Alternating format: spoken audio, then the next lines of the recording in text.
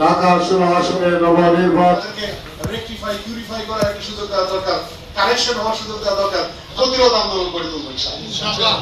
দখলদার যারা আছে, দখলদারদের উদ্দেশ্যে আজকে পবিত্র মাহে রমজানের 1 তারিখের অর্থাৎ প্রথম 1 তারিখের পূর্ব মুহূর্তে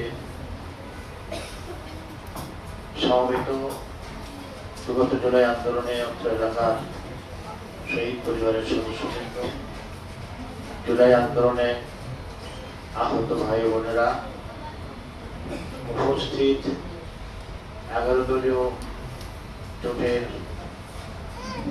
ভিন্ন পর্যায়ের নেতৃবৃন্দ, ঐক্যপ্রতীক ছাত্র সংগঠনের ভাইরা, সাংবাদিক ভাইরা এবং সুধীবৃন্দ, আসসালামু আলাইকুম ওয়া রাহমাতুল্লাহ।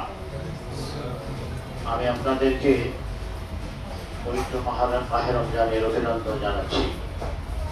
আমরা সৌভাগ্যবান যে আরেকটি রমজান আমরা পেলাম।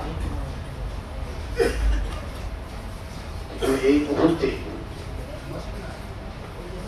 অত্যন্ত উদ্বেগের সঙ্গে আপনাদেরকে বলতেই হচ্ছে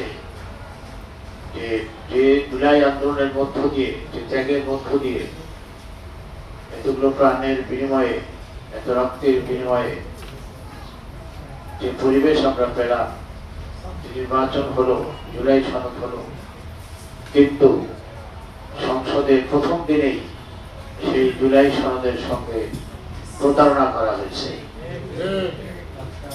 সেই জুলাই সনদকে, জুলাই শহীদদের ত্যাগকে, আহত ভাই বোনদের ত্যাগকে অবমূল্যায়ন করা হয়েছে।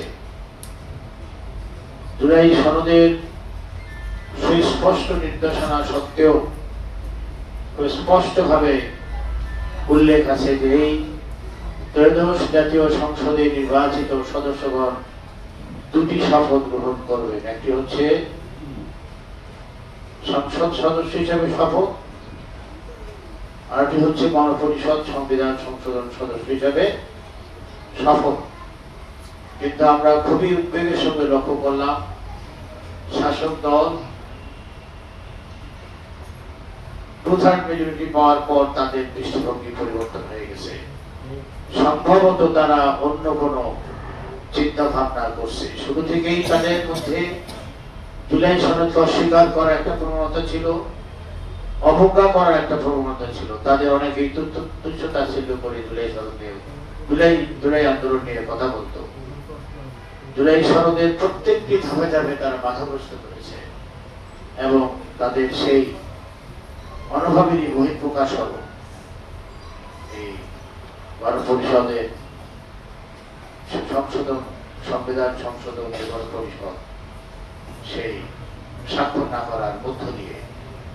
কাজেই আমাদেরকে আবার সতর্ক হতে হবে, প্রয়োজনে আবার পথে নামতে হতে পারে।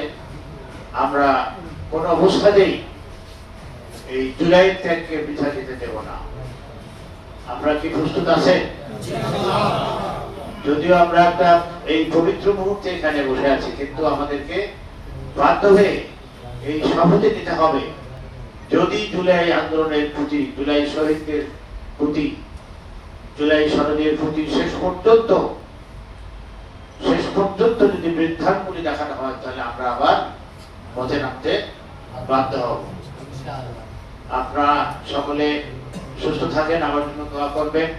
মহান আল্লাহ পাক যেন আমাদের সকলকে